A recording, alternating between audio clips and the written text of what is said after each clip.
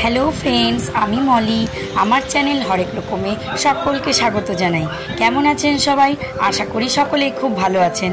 আমি আমার সিকিম ট্রিপের পরপর ব্লগ নিয়ে আসছি। সিকিম ট্রিপের আজ 4th ডে, চতুর্থ দিন আজ, এবং আমার 8th ব্লগ। আজ 21শে মে, বুধবার। এই কৃষ্ণা হোটেলের, কৃষ্ণা প্যালেস যে হোটেল, তার ভিডিও কিন্তু আমি আগেই পোস্ট করেছি। আজ সকাল সকাল আমরা রেডি হয়ে চলে এসেছি রেস্টুরেন্টে খাবার দাবার ব্রেকফাস্ট সারতে। আছে কি কি দেখতে পাচ্ছেন: লুচি, আলুর তরকারি, ব্রেড, উপমা, ডিম সেদ্ধ, আর তার সাথে তো চা থাকেই। এই ব্রেকফাস্টটা কিন্তু টোটালি কমপ্লিমেন্টারি, আমি এর আগেও বলেছি। তো বাচ্চারা সকলে রেডি হয়ে গেল, আমরাও সকলে রেডি হয়ে গেলাম। রেডি হয়ে সকলেই আমরা চলে গেলাম রেস্টুরেন্টে খাবার খেতে। আজকে আমাদের গ্যাংটকটাই ঘুরে দেখার আছে, গ্যাংটকের সাইট সিন আজকে রয়েছে আমাদের। তো আমরা বেরিয়ে পড়লাম সকাল সকাল, খাবার দাবার খেয়ে সেজে গুজে রেডি হয়ে একদম বেরিয়ে পড়লাম। দেখুন সকলে আমরা স্টার্ট দিয়ে দিয়েছি গাড়িতে। আজকে আমাদের প্রথম গন্তব্য হচ্ছে বনঝাঁকড়ি ফলস, আর তারপরে যাব আমরা রাংকা মনেস্ট্রি, এবং আমরা সর্বশেষে যাব রুমটেক মনেস্ট্রি। তারপরে আমরা গ্যাংটকে ফিরে এসে দুপুরের খাবার খেয়ে চলে যাব বিকেলে লাল বাজার মার্কেটে শপিং টপিং করে। তারপরে আমরা গ্যাংটকের এমজি মার্ট ঘুরে দেখব। কেনাকাটা, ঘোরা, ছবি তোলা সব কিছুই চলবে। তো চলুন আজকে সারাদিনটা আমাদের সঙ্গে এনজয় করতে থাকুন। আমরা সারাদিন কি কি করলাম আপনাদের দেখাতে থাকবো। প্রথমত আমরা চলে এলাম বনঝাঁকড়ি ফলসে। এই বনঝাঁকড়ি হচ্ছে গ্যাংটকের, আমরা যে হোটেলে ছিলাম সেখান থেকে মাত্র ওই 5.7 কিলোমিটার দূর, মানে 5.5 কিলোমিটার। আসতে মাত্র 16 থেকে 20 মিনিট সময় লেগেছে। দেখুন বনঝাঁকড়ি ফলস বা এনার্জি পার্ক বলা হয় এটিকে, এবং এটা খোলার সময় হচ্ছে সকাল 8টা থেকে সন্ধে 6টা। এবং এখানে টিকিটেরও একটা ব্যাপার রয়েছে, এন্ট্রি ফি লাগে। তো সেটা অ্যাডাল্টদের জন্য 50 থেকে 100, এবং ছোটদের 20 থেকে 50। আর বাচ্চাদের যদি আই কার্ড দেখানো যায় তাহলে অনেকটাই লেস হয়। তো দেখুন এখানে আমরা অনেকগুলোই ভিডিও করেছি, আপনাদের সাথে শেয়ার করছি। এই বনঝাঁকড়ি, এই বন অর্থাৎ বন, আর ঝাঁকড়ি মানে নিরাময়কারী।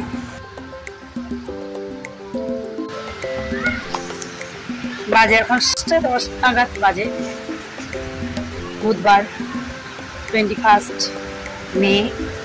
আজ আমরা গ্যাংটক সাইট সিনে বেরিয়েছি। আমাদের প্রথম গন্তব্য হচ্ছে বনঝাঁকড়ি ফলস। চলে এসেছি। আজকে একটু ওয়েদারটা পরিষ্কার রয়েছে। সারাদিন কি কি ঘুরি দেখতে থাকুন।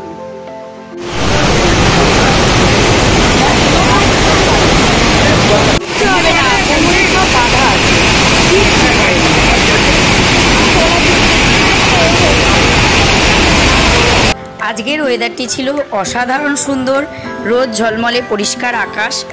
আর গ্যাংটকে যারা আসেন তারা অবশ্যই কিন্তু এই বনঝাঁকড়ি ফলসটা মিস করেন না, কারণ এখানের সবথেকে বড় আকর্ষণ হলো এই জলপ্রপাতটি, এবং নানান ধরনের খেলার এখানে আকর্ষণ রয়েছে। যেমন দেখলেন জিপ লাইনিং, তাছাড়াও নানান রকম খেলা রয়েছে, দেখতেই পাচ্ছেন। এই প্রত্যেকটি খেলাই কিন্তু 200 টাকা করে, 200 টাকা করে লাগে। নানান ধরনের খেলা আপনি অংশগ্রহণ করতে পারেন। এই ধরনের খেলাও আপনি খেলতে পারেন। ওইরকম লাইনে আপনার সাথে কোমর দিয়ে বেঁধে দেওয়া থাকবে, আর নিচে এরকম নানান রকমের কালার করা যে টায়ারগুলো রয়েছে এর উপর দিয়ে যেতে হয়, তবে সেফটি রয়েছে। আর আমার তো জিপ লাইনিংটা দারুণ লেগেছে। আমাদের টিমের প্রায় প্রত্যেকেই জিপ লাইনিং করেছিল 200 টাকা করে। আর একজন সদস্য ওই কোমরে যে চেন বেঁধে ক্লাইম্বিংটা করছে ওটাও করেছে। বেশ ভালোই দিনটা কেটে গেছে। প্রায় হাফ দিন আমরা এই বনঝাঁকড়ি ফলসেই কাটিয়েছি। এবার আমাদের সকলেরই ছবি তোলা, ভিডিও করা এবং এই সমস্ত খেলাধুলো সবই হয়ে গিয়েছে। এবার আমরা কফি খেয়ে ধীরে ধীরে বেরিয়ে পড়ব রাংকা মনেস্ট্রির উদ্দেশ্যে। সত্যি কথা, এই বনঝাঁকড়ি ফলসে আমাদের ভীষণ ভালো লেগেছিল। মানে সকাল থেকে 12টা বেজে গেছিলো, আমরা বুঝতেই পারিনি, এত সুন্দর আমাদের সময় কেটেছে। আর নানান ধরনের এরকম মূর্তি দিয়ে, নানান ধরনের আকর্ষণীয় বিষয় দিয়ে কিন্তু সাজানো রয়েছে, গাছপালা খুব সুন্দর করে সাজানো রয়েছে এই জলপ্রপাতটি। তো আমরা আপাতত বেরিয়ে পড়লাম এখান থেকে। Tata bye bye. আমরা এবার যাচ্ছি রাঙ্কা মনেস্ট্রির উদ্দেশ্যে। আমরা পৌঁছে গেলাম সিকিমের রাঙ্কা মনেস্ট্রি বা রাঙ্কা মঠ। পরিদর্শনের জন্য এখানে কোনো প্রবেশ মূল্য লাগে না, যদিও কেউ যদি অনুদান দিতে চায় তাহলে অনুদান কিন্তু এখানে গ্রহণ করা হয়। পার্কিংয়ের জন্য লাগে সামান্য ফি। আর এই যে ঐতিহ্যবাহী তিব্বতী স্থাপত্য উপভোগ করা যায়, যার মধ্যে রয়েছে ভগবান বুদ্ধের বিশাল সোনার প্রলেপ দেওয়া মূর্তি এবং রয়েছে নানান জটিল দেওয়াল চিত্র। আমরা এখন আমাদের সেকেন্ড গন্তব্য রাঙ্কা মনেস্ট্রিতে এসে উপস্থিত হলাম। বাজে এখন 12:10 নাগাদ। ভীষণ সুন্দর রোদ ঝলমলে ওয়েদার আজ।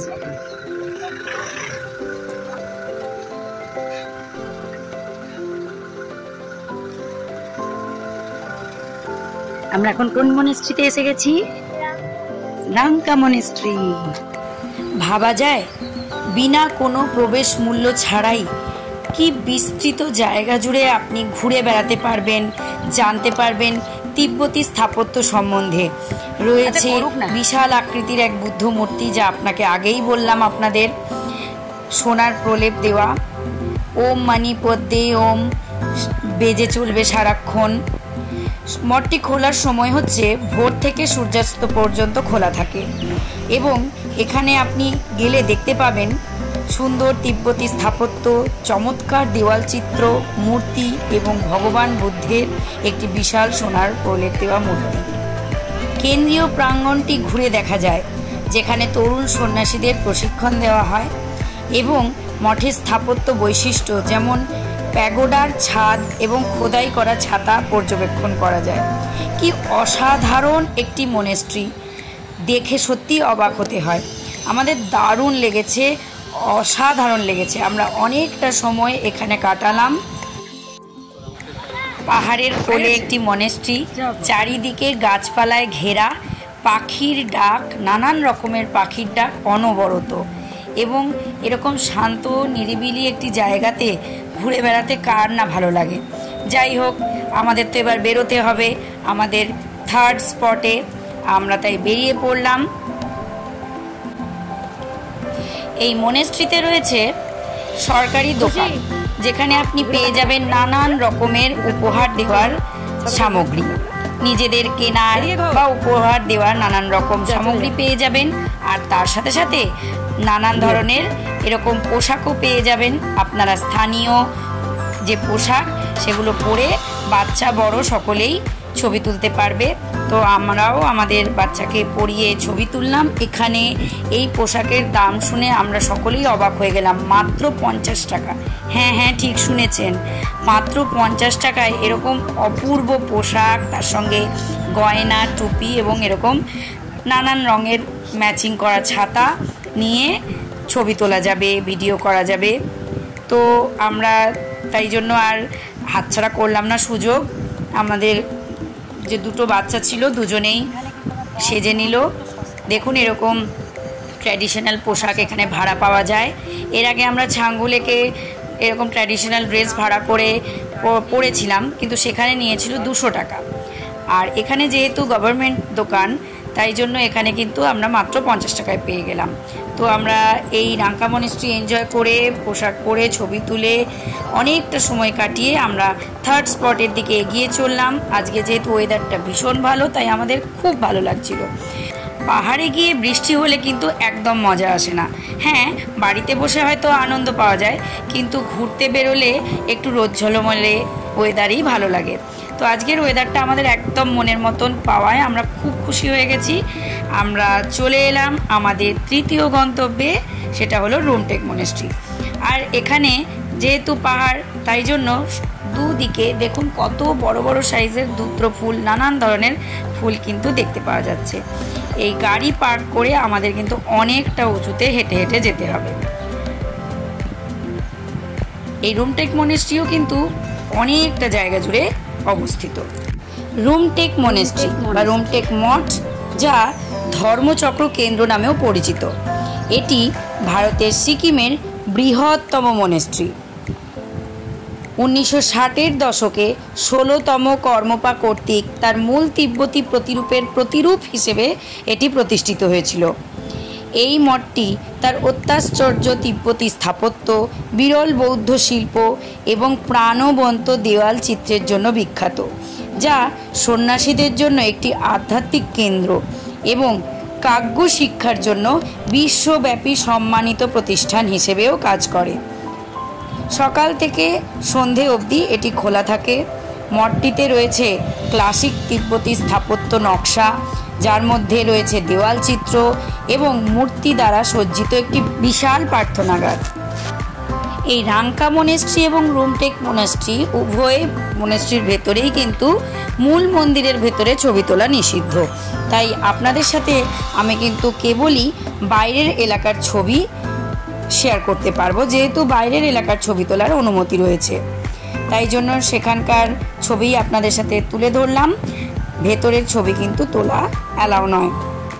রুমটেক মনেস্ট্রির প্রবেশ মূল্য মাত্র জনপ্রতি 10 টাকা, যা মঠের রক্ষণাবেক্ষণের জন্যই ব্যয় করা হয়। এন্ট্রির সময় কিন্তু এখানে পরিচয়পত্র অবশ্যই দেখাতে হবে।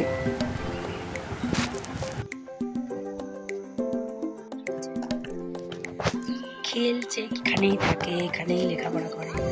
তো অবশেষে আমরা সারাদিন ঘোরার পর এসে পৌঁছে গেলাম গ্যাংটকের এমজি মার্গে। গ্যাংটকের এই এমজি মার্গ হলো সম্পূর্ণ পথচারী একটি রাস্তা, যা পর্যটকের কাছে অতি জনপ্রিয়। এই এমজি মার্গেই একটা রেস্টুরেন্টে আমরা মিক্সড ফ্রাইড রাইস, কড়াই চিকেন, কোল্ড ড্রিঙ্কস এসব খাবার খেয়ে নিয়ে বেরিয়ে পড়লাম এমজি মার্গটা ঘুরে দেখতে। সত্যি কথা বলতে কি, গ্যাংটকে এলাম আর এমজি মার্গে বিকেলটা হেঁটে চলে বেড়ালাম না, তাহলে কিন্তু ঘোরাটা একেবারেই অসম্পূর্ণ থাকে বন্ধুরা। তাই এই এমজি মার্গে বিকেলটা ভীষণ সুন্দরভাবে কাটানো যায়। এখানে কত মানুষের ভিড় একবার দেখুন, আর রয়েছে নানাবিধ ফটো তোলার কর্নার, সুসজ্জিত করে রাখা রয়েছে নানান ধরনের জায়গা, সেখানে ফটো তোলা, ভিডিও করা। বিকেলটা মোটামুটি দারুণ কাটিয়ে দিতে পারবেন। বিকেল থেকে একেবারে সন্ধে অবধি আমরা দারুণ সময় কাটালাম। এটি সত্যিই পর্যটকদের কাছে একটি জনপ্রিয় কেন্দ্র হিসেবে পরিচিত। রয়েছে নানান রকমের দোকানপাট, সেখানে কেনাকাটা করুন, খাবার দাবারের ব্যবস্থা রয়েছে, মানে বিনোদনের জন্য একেবারে আদর্শ একটি জায়গা। তবে যানজট যেমন নেই, কিন্তু রাস্তায় ভিড় প্রচুর, প্রচুর মানুষের ঢল এখানে দেখতে পাওয়া যায়। আর বিগত কিছুদিন ধরে বৃষ্টি হয়েছে, আর আজ যেহেতু সারাদিন ওয়েদারটা খুব ভালো ছিল, তাই কত মানুষ বেরিয়েছে একবার দেখুন। দোকান, রেস্টুরেন্ট, ক্যাফে, হোটেল, মানে নানান জিনিসে ভরা। রয়েছে স্থানীয় হস্তশিল্প সামগ্রীর দোকানপাট, রয়েছে ঐতিহ্যবাহী সিকিমিজ খাবার, পোশাক, এসব নানান জিনিস কিন্তু উপভোগ করাই যায়। এরপর আমরা চলে যাচ্ছি সেই বিখ্যাত লাল বাজার মার্কেটে। এখানে আপনারা বেশ সস্তায়, মানে রিজনেবল প্রাইসে নানান ধরনের জিনিসপত্র পেয়ে যাবেন। আপনার জন্য, আপনার পরিবারের জন্য জিনিসপত্র কিনতে পারেন এবং উপহার স্বরূপ নানান সামগ্রী কিনে আপনারা উপহারও দিন। তো এই ছিল আমাদের 4র্থ দিনের সিকিম ট্যুর। আপনাদের সাথে সবটাই শেয়ার করলাম। ডিনার সেরে আমাদের এই ব্লগটা আমি শেষ করলাম। দেখুন, ডিনারে অনেক কিছু রয়েছে। আর এই ভিডিওটি আপনাদের কেমন লাগলো জানাতে ভুলবেন না। সকলে ভালো থাকবেন, সুস্থ থাকবেন। Tata, bye bye.